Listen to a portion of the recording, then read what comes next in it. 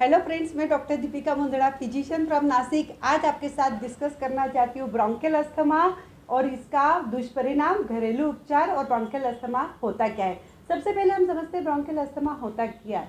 Number एक, ये chronic disease है, मतलब ज़िंदगी भर परसिस्टेंट रह सकती है। ये मौसम के साथ कम ज़्यादा होती है। और ब्रोंकियल अस्थमा मतलब ये जो हवा के हमारे पाइप है, इसमें आपको देख रहे हैं कि ओपनिंग जब बीमारी आती है तो कम हो जाती है, कंस्ट्रक्शन हो जाता है, यहाँ पे मसल्स भी कॉन्स्ट्रक्ट कर देती है और अंदर से कुछ गंदगी जमा हो जाती है, म्यूकस जमा हो जाता है। ये ब्रोंकियल अस्थमा है। मतलब ये नॉर्मल पाइप है आपका और ये अस्थमा का सीवियर अटैक है और ये बीच वाली बीमारी है। तो हम चाहते हैं कि ट्रीटमेंट से आप हमेशा अपने ब्रोंकस को नॉर्मल रखें। ब्रोंकस मतलब हवा का पाइप। और कभी भी अस्थमा मतलब सिर्फ ट्यूब्स की बीमारी न हो के ये लंग्स से और नाक तक जाती है। मतलब नाक में जो एलर्जन की बीमारी होती है वो ही अंदर तक सूजन पैदा कर सकती है। तो अस्थमा हमेशा लंबे समय तक चलने वाली बीमारी है। इसके अटैक्स आते हैं, बीच बीच में हो सकता है एकदम रिलैप्स में चले जाए और अगर इसका ध्यान न दिया जाए तो ये सीओपीडी में बदल जाती है। तो सीओपीडी एक लंबी बीमारी होती है जो पूरी तरह से ठीक नहीं होती है। बूढ़े लोगों में आपने जो दम देखा होगा या सुना होगा, उसी को हम सीओपीडी बोलते हैं। तो अस्थमा के बहुत सारे कारण होते हैं। सबसे इम्पोर्टेंट कारण होता है अटोपी, मतलब कि आप जिन लोगों को आपने देखा होगा खुजली आ रही है, बार बार सर्दी है, नाक में से छींक आ रही है या फिर चट्टे पड़ रहे हैं, उसे हम एटोपी का नाम बोलते हैं। तो एलर्जी या एटोपी एक बहुत बड़ा कारण है।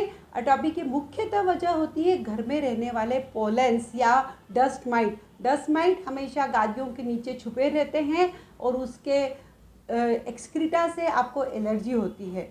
इसका मतलब है अस्थमा से बचना है तो बेडशीट को आप उबाल के धोएंगे, हमेशा प्रेस करके रखेंगे, घर को वेट वाइप से साफ करते रहेंगे, फर्नीचर को क्लीन रखेंगे। ह्यूमिडिफिकेशन बेडरूम का बहुत ज़रूरी है और पिलो कवर को तो बहुत उबाल के धोइए। डस्ट फ्री कुछ बेडशीट भी आती है डस्ट माइट प्रूफ, वो भी आप इस्तेमाल कर सकते हैं। तो डस्ट माइट से बचना एक बहुत बड़ा इलाज है। साथ ही वेदर के चेंजेस से आप बचे जितना हो सकते हैं। टेम्परेचर को वेरिएशन से भी अस्थमा का अटैक बढ़ जाता है। कुछ लोगों को एक्सरसाइज से अस्थमा बढ़ जाता है। पोल्यूशन एक बहुत बड़ा रीज़न है जिससे अस्थमा होता है। कुछ इन्फेक्शन जैसे वायरल इन्फेक्शन होने के बाद अस्थमा का अटैक बढ़ जाता है। कुछ लोगों को फूड एलर्जी होती है जिसमें गेहूँ एक इम्पॉर्टेंट है। वैसे ही अंडा बहुत इंपॉर्टेंट है जिससे लोगों को एलर्जी हो सकती है, या कुछ लोगों को दूध के प्रोडक्ट से। तो जिन लोगों को फूड एलर्जी है वो उससे बचने की कोशिश करें। वैसे ही फूड प्रिजर्वेटिव से भी लोगों को एलर्जी और अस्थमा देखा गया है। तो ये आपको टेस्टिंग के बाद काफ़ी चीज़ों का अंदाज़ा लग जाता है कि किन चीज़ों से मुझे अस्थमा का अटैक आता है।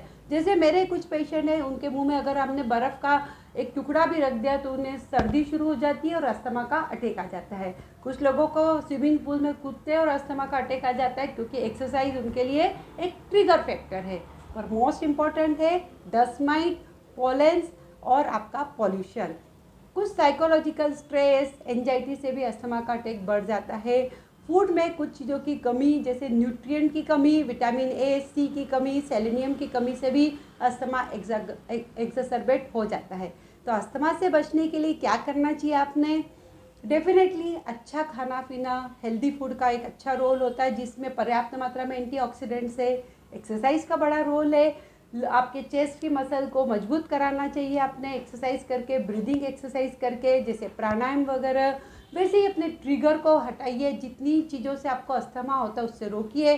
पर स्पेशली मैं फोकस देती हूँ कि अगर आप निमोकोकस का वैक्सीन लगा लें और हर साल फ्लू का वैक्सीनेशन लगा लें और अपने इन्फेक्शन को तुरंत कंट्रोल करें तो आपका अस्थमा अटैक रुक जाएगा। रोकने के लिए क्या मैं इन्हेलेशन का इस्तेमाल करूं? तो डेफिनेटली जैसे मैंने बताया अस्थमा एक क्रॉनिक बीमारी है। अगर आप रेगुलर इन्हेलेशन देते हैं जो कि स्टेरॉइड का होता है, तो यह यहाँ पे जो पूरा ओपनिंग दिख रहा है आपके हवा के पाइप का, ये बना रहता है। और अगर रेगुलर आप इन्हेलेशन स्टेरॉइड का इस्तेमाल नहीं करते तो बहुत बार यहाँ पे परमानेंट सूजन रह जाती है। तो एक जो दवाई होती है इन्हेलेशन स्टेरॉइड, दूसरा होता है ब्रोंको रिलीवर मेडिसिन जिसको हम इमरजेंसी ड्रग बोलते हैं। जब ज़रूरत हो तब आप ले सकते हैं, जो अस्थेलिन के पंप के नाम से फेमस है। पहले के समय में आप अस्थेलिन की गोली या थियोफाइलिन की गोली लेते थे।